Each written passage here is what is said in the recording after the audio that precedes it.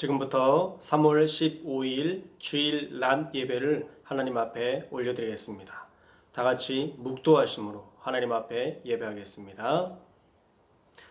사랑의 하나님, 거룩한 주일 우리 모든 성도들이 주님 앞에 나와 우리의 삶의 자리에서 간절한 마음으로 예배를 드립니다. 오늘도 우리에게 말씀하실 주님을 기대하오니 우리 성도님들에게 온전히 임재하여 주시고 또한 온 마음과 뜻과 힘과 정성을 다해 주님 앞에 예배하는 우리 모든 성도들 되게 하여 주시어서 하나님 어떠한 자리에서든 하나님을 예배할 수 있는 우리 사랑하는 모든 성도들 될 수 있도록 하나님 붙잡아 주옵소서. 오늘 하루도 주님 앞에 온전하게 드리는 하나님 삶의 예배가 되기를 소망하오니 우리 성도들 위해 놀라운 은혜와 은총으로 함께하여 주옵소서. 우리 예배를 흠양하실 주님을 기대하며 거룩하신 예수님의 이름으로 기도합니다. 아멘. 하나님은 영이시니 예배하는 자가 영과 진리로 예배할지니라. 아멘. 찬송가 20장 하나님 앞에 찬양 드리겠습니다.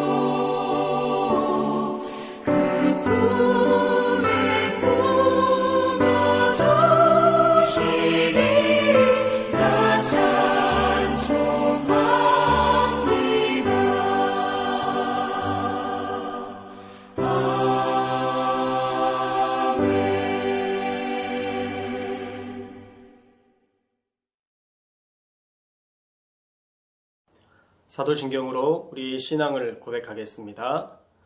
전능하사 천지를 만드신 하나님 아버지를 내가 믿사오며 그 외아들 우리 주 예수 그리스도를 믿사오니 이는 성령으로 잉태하사 동정녀 마리아에게 나시고 본디오 빌라도에게 고난을 받으사 십자가에 못 박혀 죽으시고 장사한 지 사흘 만에 죽은 자 가운데서 다시 살아나시며 하늘에 오르사 전능하신 하나님 우편에 앉아 계시다가 저리로서 산자와 죽은 자를 심판하러 오시리라. 성령을 믿사오며 거룩한 공회와 성도가 서로 교통하는 것과 죄를 사하여 주시는 것과 몸이 다시 사는 것과 영원히 사는 것을 믿사옵나이다. 아멘. 성시교독 28번 시편 63편의 말씀을 함께 교독하겠습니다. 성시교독 28번 시편 63편의 말씀입니다. 하나님이여, 주는 나의 하나님이시라. 내가 간절히 주를 찾되 물이 없어 마르고 황폐한 땅에서 내 영혼이 주를 갈망하며 내 육체가 주를 앙모하나이다. 내가 주의 권능과 영광을 보기 위하여 이와 같이 성소에서 주를 바라보았나이다. 주의 인자하심이 생명보다 나음으로 내 입술이 주를 찬양할 것이라. 이러므로 나의 평생에 주를 송축하며 주의 이름으로 말미암아 나의 손을 들리이다. 골수와 기름진 것을 먹음과 같이 나의 영혼이 만족할 것이라. 나의 입이 기쁜 입술로 주를 찬송하되 내가 나의 침상에서 주를 기억하며 새벽에 주의 말씀을 작은 소리로 읊조릴 때에 하오리니 주는 나의 도움이 되셨음이라. 내가 주의 날개 그늘에서 즐겁게 부르리이다. 아멘. 찬송가 183장 찬송 드리겠습니다.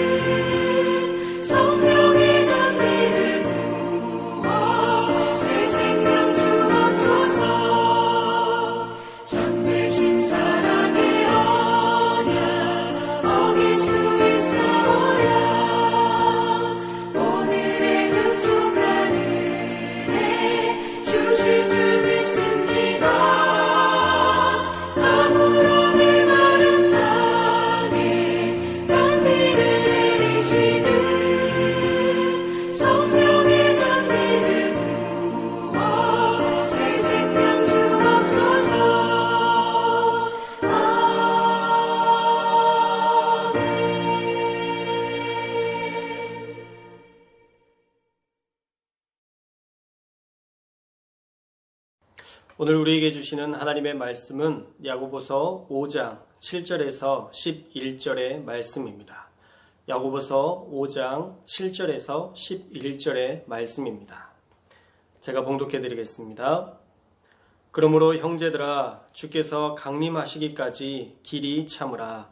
보라, 농부가 땅에서 나는 귀한 열매를 바라고 길이 참아 이른 비와 늦은 비를 기다리나니 너희도 길이 참고 마음을 굳건하게 하라.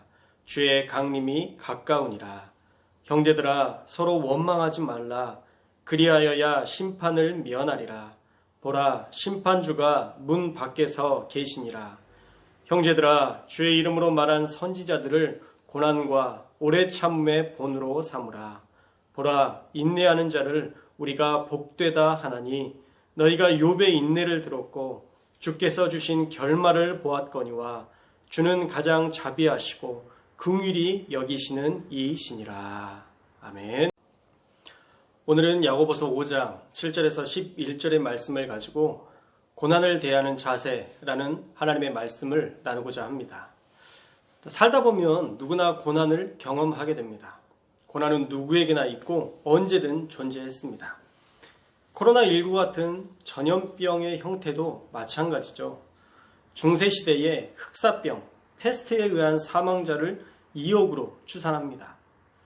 세계 인구의 4분의 1이나 되는 사람이 죽음을 맞이한 엄청난 재앙이었습니다.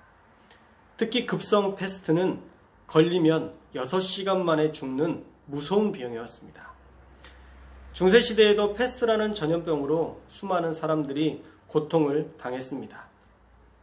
그때에도 많은 사람들이 신앙적인 회의감을 가졌습니다. 하나님은 왜 우리에게 이런 재앙을 내리시는가? 그러나 그와 반대로 영적인 회개와 하나님께 돌이키는 갱신들도 있었습니다. 회의감과 회개, 우리는 어떤 것을 선택해야 할까요? 먼저 우리가 알아야 될 것은 고난을 하나님이 우리를 미워하시기 때문에 때리시는 채찍으로만 이해해서는 안 된다는 것입니다. 고난은 이때에만 일어난 일이 아니라 언제든 있었던 누구나 겪을 수 있는 일이기 때문입니다. 고난도 질병도 기근과 재해도 늘 우리 곁에 있습니다.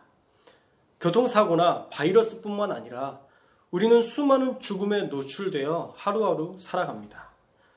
그래서 먼저 우리의 인생에 고난은 늘 있다라는 것을 인정하는 것이 인생을 대하는 지혜로운 자세입니다. 둘째로 이 고난을 잘 해석해야 합니다. 회의감으로 돌아서면 하나님을 볼 수 없습니다. 고난의 의미도 찾아낼 수 없습니다. 그러니 우리는 모든 것에서 하나님의 뜻을 찾고 회개할 이유를 발견하며 우리의 신앙을 갱신해야 합니다. 갱신하지 않으면 발전하지 않고 후퇴할 수밖에 없기 때문입니다. 그래서 우리에게 주신 고난의 의미는 우리가 각자 찾아야 되는 것입니다. 저에게 이 고난의 의미를 말씀하신 것이 있습니다. 그런데 그것은 저에게 주신 것이기 때문에 저에게만 적용할 수 있는 것입니다. 여러분에게 적용할 고난의 의미, 여러분들이 찾으셔야 됩니다. 하나님은 이 코로나 사태를 통해 여러분에게 하시고자 하는 음성이 있습니다. 그 말씀과 교훈을 한 주간 기도하며 여러분들이 꼭 찾아내시기를 주님의 이름으로 축복합니다. 자, 오늘은 우리가 겪는 이 고난의 때에 이 고난을 어떻게 대해야 할까를 살펴보고자 합니다. 오늘 말씀 야고보서 5장 7절에서 11절에는 고난을 대하는 성도들의 마땅한 자세를 분명하게 가르쳐주고 있습니다. 크게는 4가지로, 또 구체적인 행동 지침으로는 다시 2가지를 말씀해 주고 계십니다. 거시적으로 말씀해 주시는 것은 7절과 8절에 나옵니다. 첫째는요, 길이 참으라는 것입니다. 고난을 대하는 자세는 길이 참는 것입니다. 혹 가난이라는 고난을 대하는 분이 있다면 먼저 길이 참아야 합니다. 왜 나만 이렇게 가난해? 라고 세상을 향해 소리질러도 답은 없습니다. 오히려 오래도록 참으며 이 가난을 어떻게 의미 있게 살아가야 하는지 찾는 것이 더 중요한 일입니다. 가족 간의 불화나 문제로 인해 고통스러운 일을 참는 것도 마찬가지입니다. 싸워서 이길 것 같으면 성경에 싸우라고 분명히 말씀하셨을 것입니다.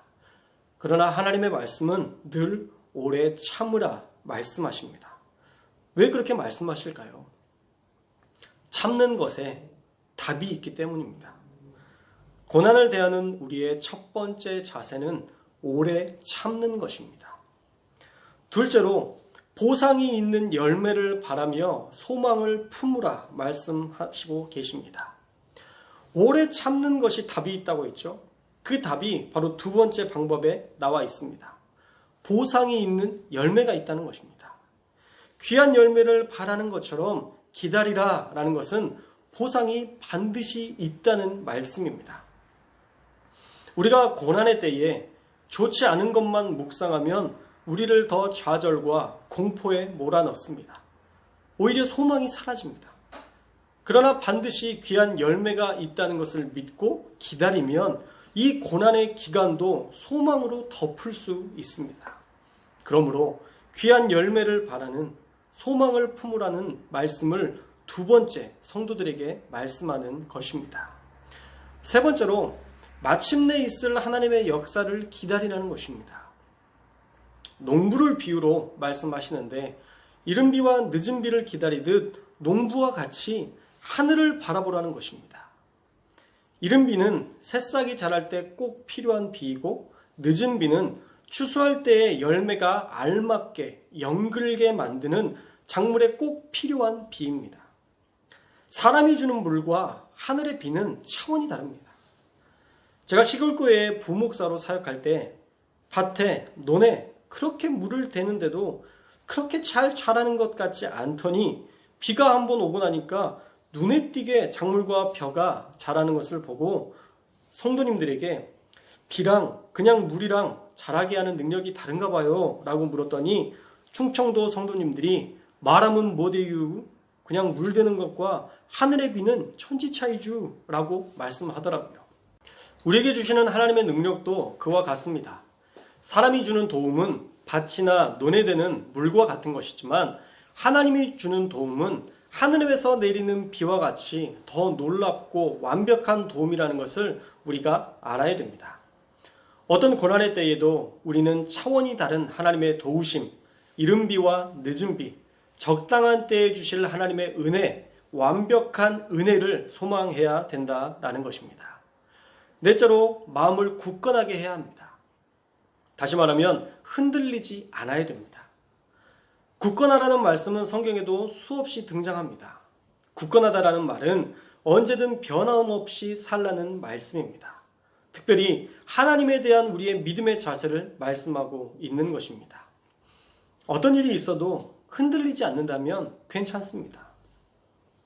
얼마 전에 갑질 논란으로 양치승이라는 헬스 트레이너가 이슈가 되었습니다. 어떤 알바생이 며칠 일하는 동안 양치승 씨가 너무 강하게 말하는 것 때문에 상처받고 일을 그만두었는데 그 며칠 일한 것도 돈을 못 받았다라고 어떤 사람이 폭로했습니다. 그러자 양치승 트레이너가 했던 일이 참 건강한 것이었습니다. 이미 만나서 사과했고 또 이틀치 돈을 주어서 해결된 일이었고 이것은 아무 문제 없는 것이다 라고 해명했지만 또다시 그 두 사람을 만났습니다. 한 사람은 논란에 있었던 사람이고 또 한 사람은 그 일을 폭로한 사람이었습니다. 그래서 그 사람들과 함께 식사를 하고 인증사진을 찍은 후에 이렇게 사진에 글을 남겼습니다. 이틀 일하고 도망간 놈, 널리 퍼뜨린 놈, 덕분에 실시간 검색 1위 한 놈.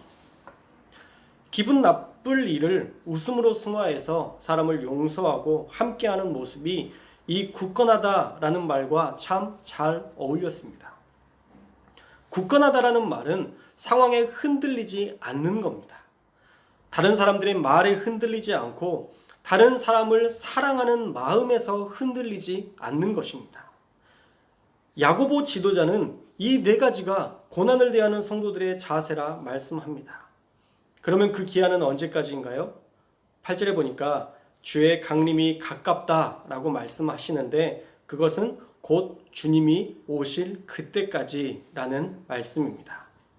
주님이 오실 때까지, 우리가 주님을 배울 때까지 참고 귀한 열매를 바라며 이른 비와 늦은 비로 가장 적당한 은혜를 주실 주님을 기다리며 하늘을 바라보면서 흔들리지 않는 굳건함으로 살라는 말씀입니다.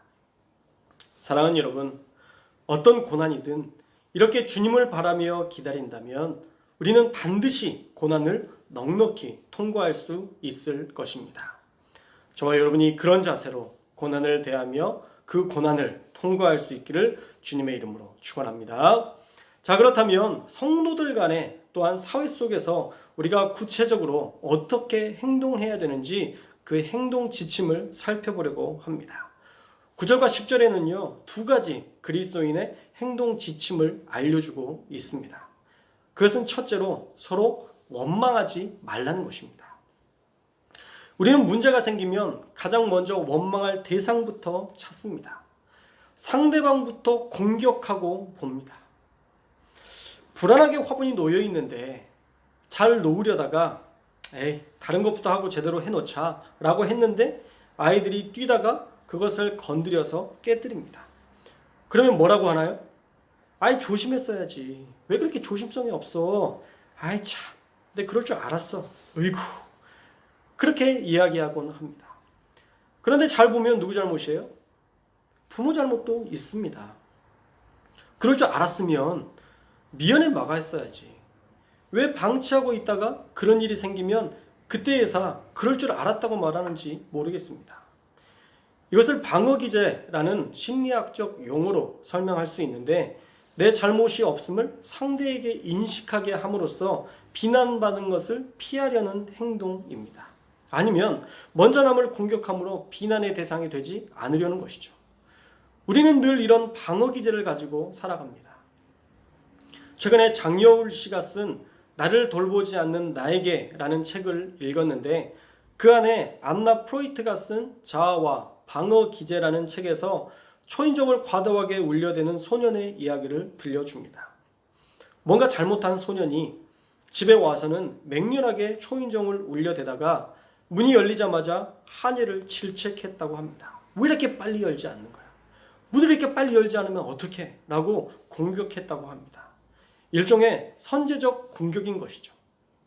비난받기 전에 남을 비난하는 것으로 자신을 순간적으로 지켜내는 것인데, 그것은 결국 내 인생에 아무런 도움이 될 수 없다는 것입니다. 남을 향한 비난은 결코 우리의 신앙에, 우리의 인생에 도움이 되지 않습니다. 그리고 성경은 원망 뒤에는 심판이 있다 말씀하고 있습니다. 9절 말씀을 보세요. 9절 말씀에 보면 형제들아 서로 원망하지 말라. 그리하여야 심판을 면하리라. 심판주가 문 밖에 서 계시니라. 할렐루야. 원망은 심판하시는 하나님이 더 빨리 임하시도록 하는 촉진제와 같다는 것입니다. 그러니 원망은 우리 그리스도인들이 할 일이 아니라는 것이죠. 원망은 심판을 불러온다니 절대 원망과 비난을 해서는 안 되겠습니다. 우리 교회에는 절대 원망과 비난이 없기를 주님의 이름으로 축원합니다. 이건 방어 기제여서 어쩔 수 없는 것이 아니라 여러분이 심판의 길로 가는 지름길이라는 것을 우리가 꼭 기억하고 남을 향해 손가락질하지 말고 오히려 그들을 위해 기도해주는 저와 여러분들이 될 수 있기를 주님의 이름으로 축원합니다. 둘째로 오래 참으라 말씀하십니다. 누구처럼요? 선지자들처럼 오래 참으랍니다. 눈물의 선지자 예레미야를 아시죠? 예레미야는 국가로부터, 친구로부터 따돌림을 당하는 선지자였습니다. 하나님께서 말씀하라시는 것과 그들이 원하는 것이 너무 달랐기 때문입니다. 만약 제가 일제시대에 일본에 항복하는 것이 하나님의 뜻입니다 라고 말한다면 누가 저를 진정한 선지자다 라고 말할 수 있겠습니까? 어쩌면 매국노라며 돌맞아 죽을 일이었을 것입니다. 지금 바벨론에 투항하지 말고 항복하라는 그런 메시지를 선포했던 예레미야는 분명 그들이 보기에 매국노였을 것입니다. 이집트와 손잡지 말고 바벨론에게 투항하라. 누가 그 말씀을 듣고 하나님의 말씀이라 생각할 수 있었겠습니까? 그러니 사람들이 뺨을 때리고 옥에 가두고 웅덩이에 던지는 수치를 당하게 된 것입니다.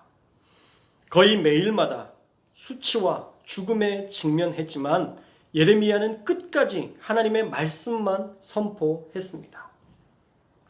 사실 예레미야는 늘 하나님의 말씀과 현실의 혼란스러운 상황에 직면했지만 결국 이렇게 고백합니다.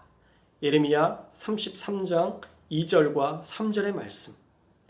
일을 행하시는 여호와, 그것을 만들며 성취하시는 여호와, 그 이름을 여호와라 하는 이가 이와 같이 이르시도다.